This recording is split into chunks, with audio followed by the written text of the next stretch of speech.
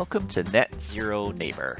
This channel will document our family's journey from an average, everyday household, not really in tune with the environment, or conservation, or the consequences we're all facing, to one that is hopefully making a contribution, one small change at a time. We've recently begun to think more about climate change and our family's impact and what we can do to help this worldwide problem. It seems like in the past several years, climate change is all over the news, with a wide range of voices often saying opposite things and at high volume. It's also very complicated and detailed, with charts like this one, or this one, or like this one. But one thing is becoming clear: humans are having an effect on our planet, and much of this is coming from North America, where we live. So what can one family do? 4 people out of 8 billion.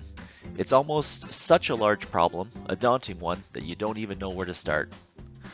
Once again, the studies show actions and their relative effectiveness, like this.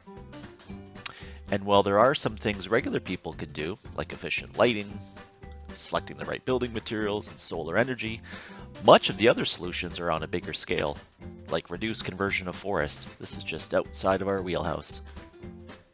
So every journey has to start somewhere, and it looks like this one is going to be made up of a lot of learning, trial and error, and hopefully some progress, one small change at a time.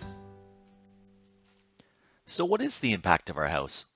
What are the things that we do each day, the boring and the mundane things, and how are they contributing to the problem? So here's an interesting chart breaking down an average American home. We see that home energy is the largest item, followed by transportation and then spending. Food is coming in last, but it's still a pretty significant item. It looks like home energy is a good place to start. So let's take a look at our bills, our utilities. This seems like an obvious choice. Let's look at the things that make our household run. The natural gas that heats our house and water, the hydro that powers our lights and appliances, and the water and sewer that brings clean stuff in and takes the gross stuff out. We've gathered all the bills we could find, and to be honest, it's a bit of a mishmash, but now we're organized and we're going to do a better job of this going forward. Then we dove into each utility bill to see what it's made of. How are we being charged? How much are we using? Are there timing differences like peak and off-peak? We're going to diligently track and monitor these now. Next, we're going to use this data to try and improve. We're going to try and reduce our gas, our electricity, and our water. We're going to learn about ways to conserve and maybe use new technology or new products to help as well. Finally, we're going to measure our progress each month. You'll see it here, either good or bad. In this episode, we're going to tackle water. The average family uses over 290 gallons or 1,100 liters of water each day. This is one of the problems of this problem. So much of this is abstract. How much is 300 gallons? I can't picture it in my head.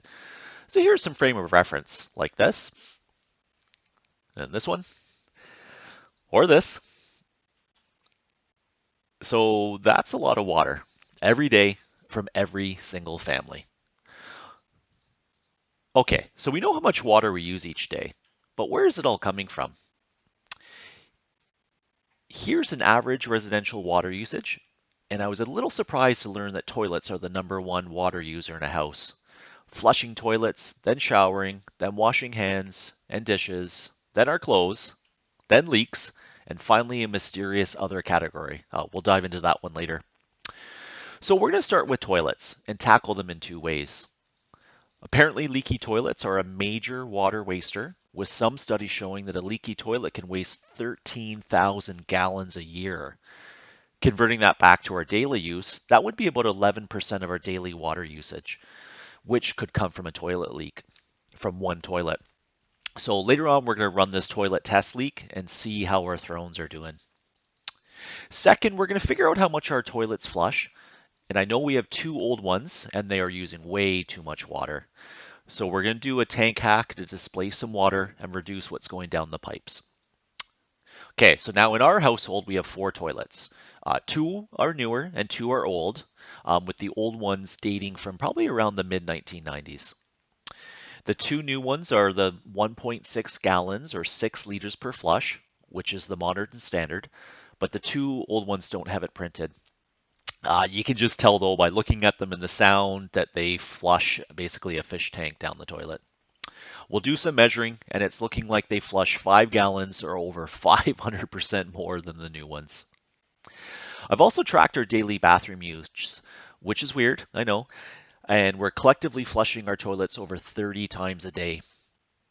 Another problem we have is that we really only use 3 of the 4 toilets, and of those 3, only one of those is a modern efficient one. So 2/3 of our flushes are the mega ones, and we have to do something about that. First, let's see if we have any leaks. I'm going to take some food coloring, drop it in the tank. Actually, this looks kind of cool. Then we'll wait 20 minutes and see if any signs show up in the bowl. Okay, so it looks like we have a leak in one of them. Likely that's a flapper issue, and we'll figure that one out later. Now let's do something about the tank volume. Let's take some empty plastic bottles, fill them with water, and put them in a tank. This is going to take up room in the tank and not allow the toilet to fill it with as much water. We'll save water and money with each flush, and hopefully the effectiveness of the flush isn't reduced. So running some quick calculations on the bottle size and tank volume, this little hack should reduce each flush by around 15%. Seems like a small number, but over 20 flushes per day, every day, and then every year, hopefully it's going to make an impact. We'll check this out in future water bills.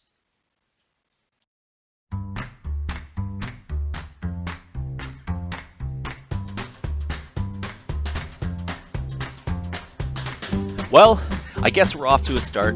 Seems like there's still so much to learn, a lot to do, but we all have to start somewhere. Here's our family progress dashboard that we'll use to keep ourselves honest and track our efforts and their effect. So thanks for watching. Let us know how we've done in the comments if you have any ideas or tips that you'd like to share. We'll keep doing this in each episode, learning a little, doing an action item or two, and documenting our progress one small change at a time.